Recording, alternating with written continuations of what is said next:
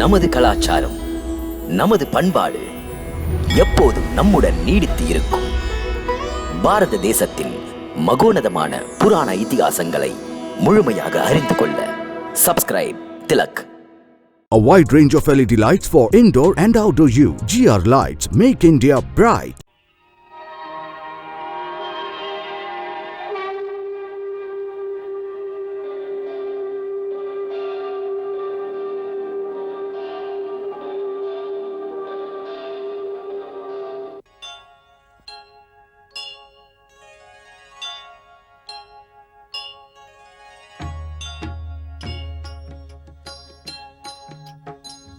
சீதாராமன் புனித கதை கேளீரே, மதுரம் மிகுந்த அனுபவம் பெற வாரீரே.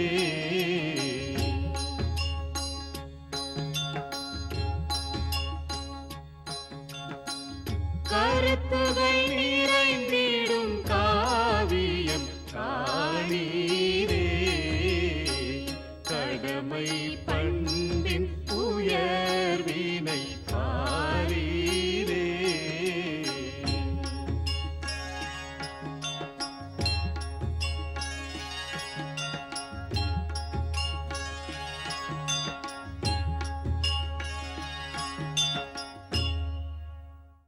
மகாராஜா ராமா, நீங்கள் எடுத்த முடிவு சரியானது. நீங்கள் அவர்களை கண்டிப்பாக போய் பார்க்க வேண்டும்.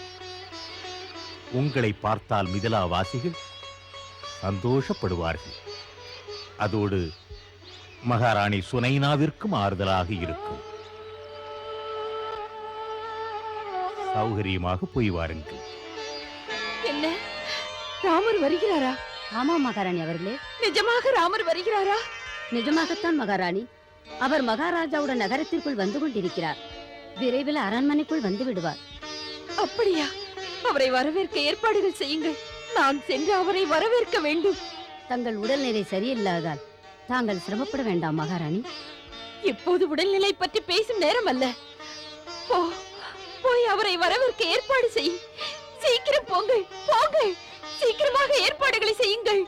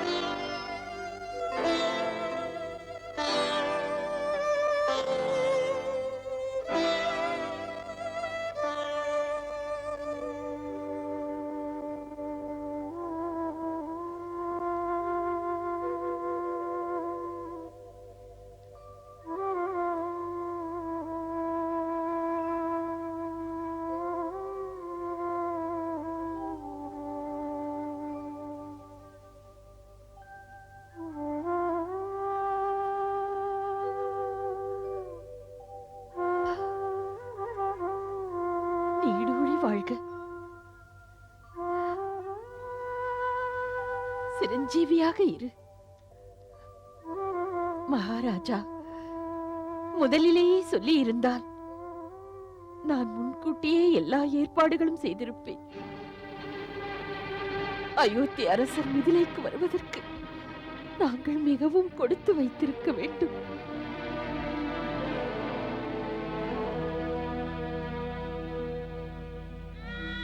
மாதா, அயோத்தியின் அரசனாக அல்ல, தங்களின் பிள்ளையாக தங்களை பார்க்க வந்திருக்கிறேன். தங்களிடம் மன்னிப்பு கேட்க வந்துள்ளேன். எனக்கு தெரியும், உங்களால் மனதார என்னை மன்னிக்க முடியாது.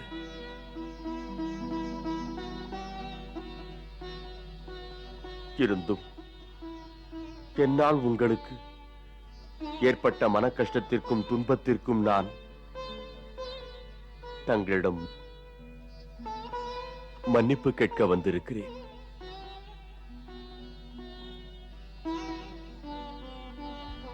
மன்னிப்பு நீ கேட்க வேண்டிய அவசியம் இல்லை ராமா. அது பெண்ணை பெற்றவர்களின் தலைவிதி.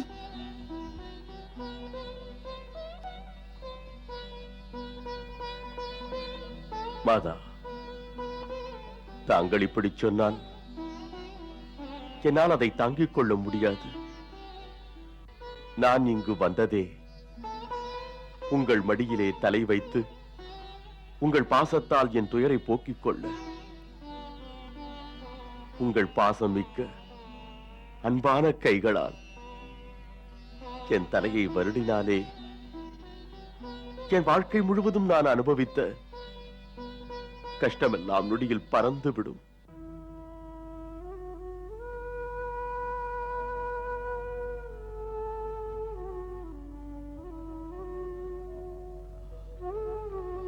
மகாராணி சுனைனா,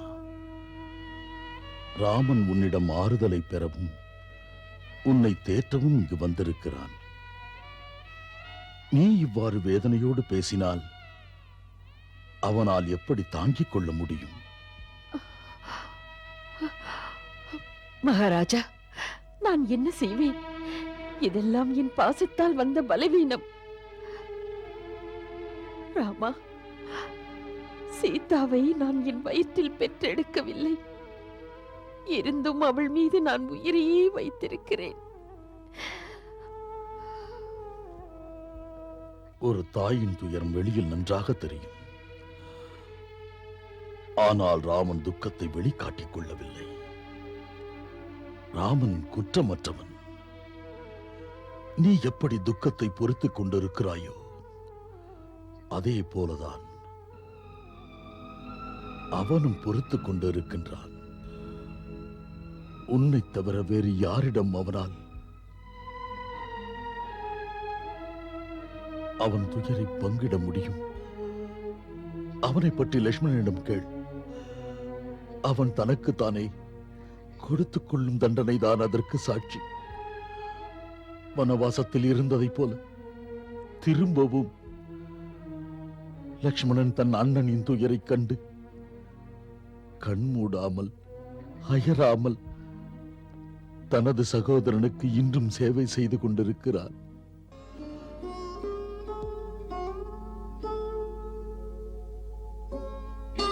இவர்களுக்கு இப்போது உன்னுடைய பாசமும் அன்பும் தான் தேவை. ஆறுதல் தேவை. தேற்ற முயற்சி செய் மகாராணி.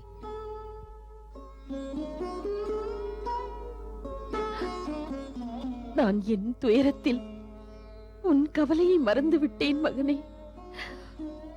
என்னை மன்னித்து விடு ராமா.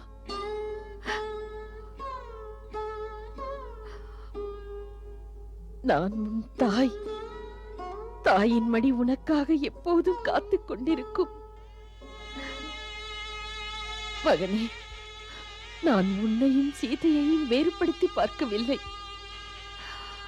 உன்னிடத்தில் என் சீதையையும் சீதையிடத்தில் உன்னையும் காண்கிறேன் ராமா.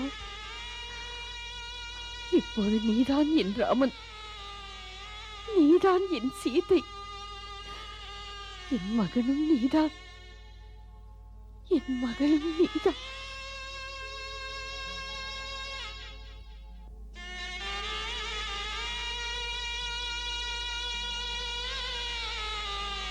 மாதா, தாங்கள் சொன்ன இந்த வார்த்தைகள் ஒன்று போதும். இப்போதுதான் எனக்கு உயிரே வந்தது.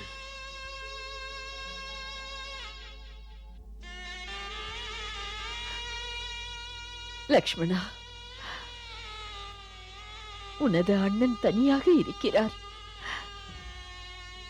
சீதையின் பிரிவு அவரை மிகவும் வாட்டும். நீதான் அவருக்கு சீதை இல்லாத குறை சிறிதும் தெரியாமல் உன் சேவையால் அவரை மகிழ்விக்க வேண்டும்.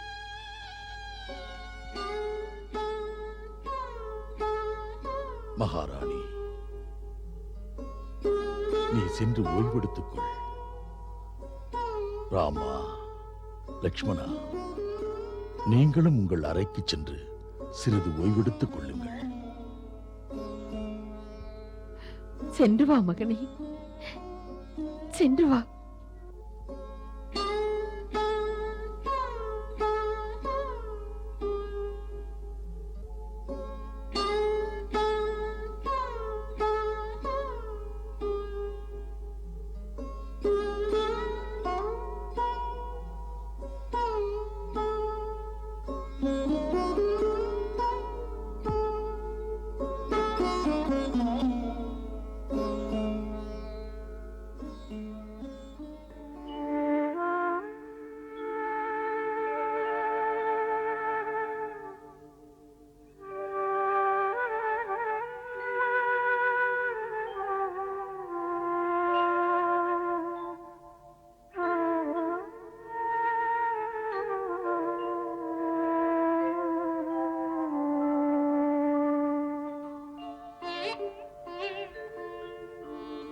லக்ஷ்மணா, மகாராஜா ஜனகரும் மகாராணியும் எவ்வளவு மென்மையானவர்கள். நான் நினைத்தேன் மகாராணியின் இதயமே உடைந்து போயிருக்கும் என்று. அவர்கள் நல்லது கெட்டது எல்லாம் சொல்வார்கள். ஆனால் அவர்கள் மனதில் உள்ளது என்னிடம் காட்டிக்கொள்ளவே இல்லை. பார்த்தாயா?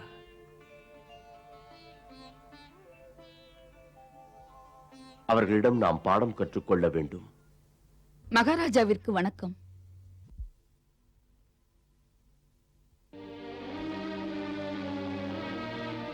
யார்? சந்திரபிரபாவா? ஆம், மகாராணி சொன்னார்கள். மகாராணி சொன்னது இருக்கட்டும். முதலில் உன் மனதில் உள்ளதை சொல். நானும் வந்ததிலிருந்து பார்க்கிறேன். எனக்கு தெரிகிறது, உன் முகத்தில் ஏதோ அளவில்லாத கோபம் தெரிகிறது. உன்னால் மறைக்க முடியாமல் தவிக்கிறாய். நீ சீதையின் அந்யோன்ய சிநேகிதி. உனக்கு என் மீது கோபம் கொள்ள எல்லா உரிமையும் இருக்கிறது. நீ என்ன கேட்கப் போகிறாய் என்று எனக்கு தெரியும். ஏன் உன் தோழியை காட்டிற்கு அனுப்பினேன் என்று தானே? என் தோழிக்கு ஏன் அநியாயம் செய்தீர்கள் என்று தானே? வேறு என்னவெல்லாம் கேட்க வேண்டுமோ? கேள். மனம் லேசாகிவிடும். இவ்வளவு துயரத்தையும் மனதில் அடக்கி வைத்துக் கொண்டால் அது வெடித்து விடும். என்ன சொல்ல வேண்டுமோ அதை சொல் சந்திரபிரபா. அதை கேள். தைரியமாய் கேள். உனக்கு எல்லா உரிமையும் உள்ளது. எனக்கு என்ன உரிமை உள்ளது உங்களை கேள்வி கேட்க? நீங்களோ அயோத்தியின் அரசர். மிதிலாவாசிகள் பாவம், பெண்ணை கொடுத்தவர்கள். அவர்கள் உங்களை ஒன்றும் சொல்ல முடியாது. ஆனால் நான் மிதிலையின் சுவர் முழுவதும் எழுதப் போகிறேன். மிதிலாவாசிகளே, இனிமேல் அயோத்தியில் யாருக்கும் பெண் கொடுக்காதீர்கள். உங்கள் பெண்ணின் வாழ்க்கையை கெடுக்காதீர்கள். உங்கள் பெண்ணின் வாழ்க்கையை கெடுக்காதீர்கள்.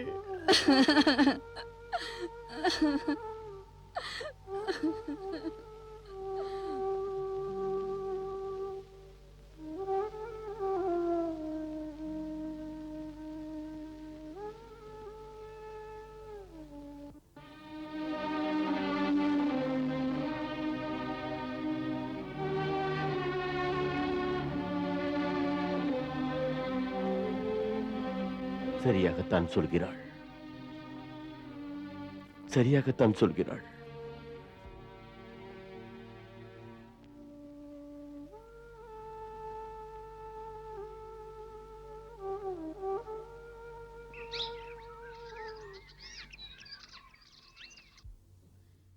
மகாராணி அவர்களே, ராமர் தங்களிடம் விடைபெற வந்து கொண்டிருக்கிறார். அப்படியா?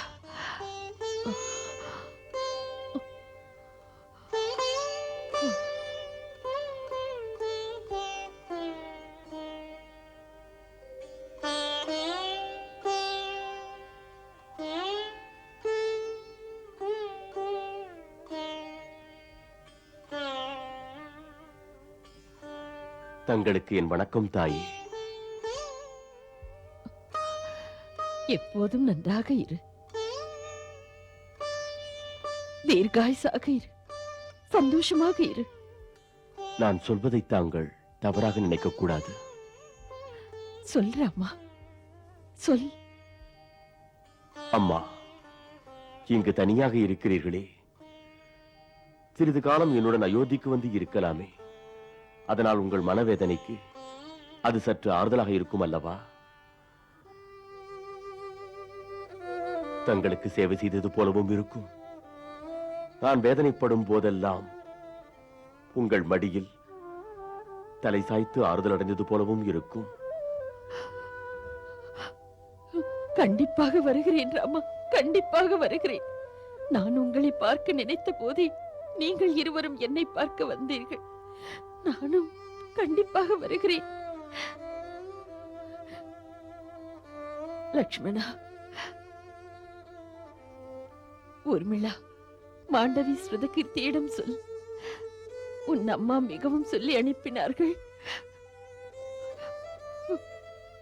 உங்கள் அனைவரது கடமையும் ராஜாவும் பெரிய அண்ணாவும் ஆகிய ராமருக்கு பணிவிடை செய்ய வேண்டும் என்று.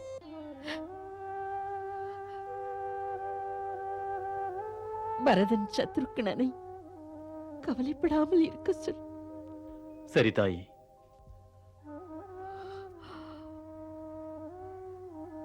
உங்கள் ஆட்சி சுகமாகவும் சந்தோஷமாகவும் இருக்கட்டும். மகாராஜா,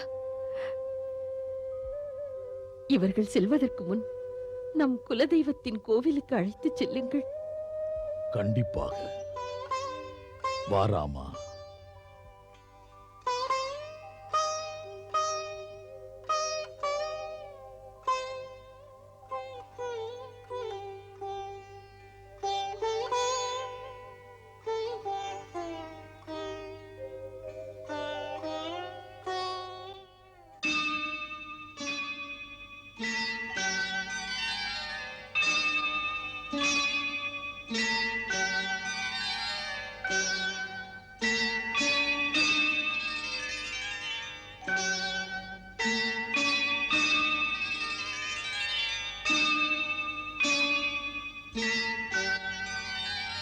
ராமா, லக்ஷ்மணா, இந்த குலதெய்வத்திற்கு முன்பு நின்று கொண்டு உங்களுக்கு வாழ்க்கையின் மூல மந்திரத்தை சொல்லித் தருகிறேன். ராமா, வாழ்க்கையில் சுக்லபட்சமும் கிருஷ்ணபட்சமும் வருவது மிகவும் சகஜம்தான்.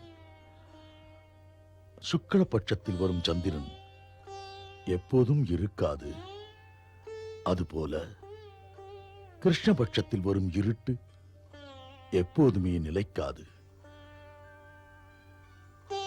காலத்தின் தர்மமே மாறுவதுதான்.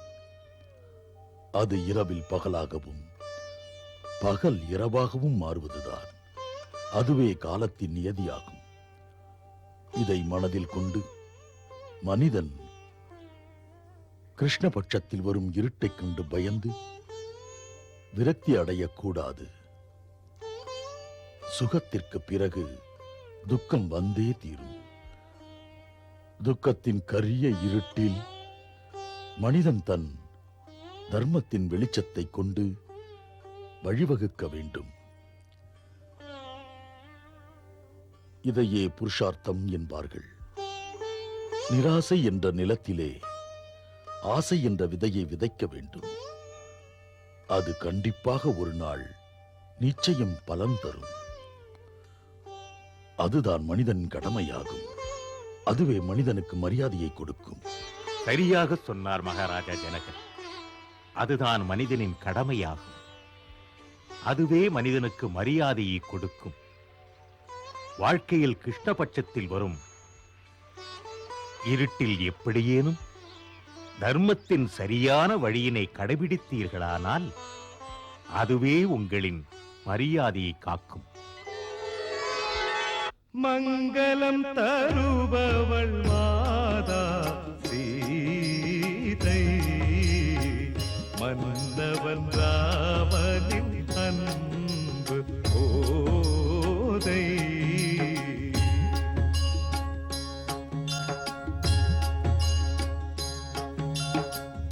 சீதாராமன் புனித கதை கேளீரே, மதுரம் மிகுந்த அனுபவம் பெற மாறீரே.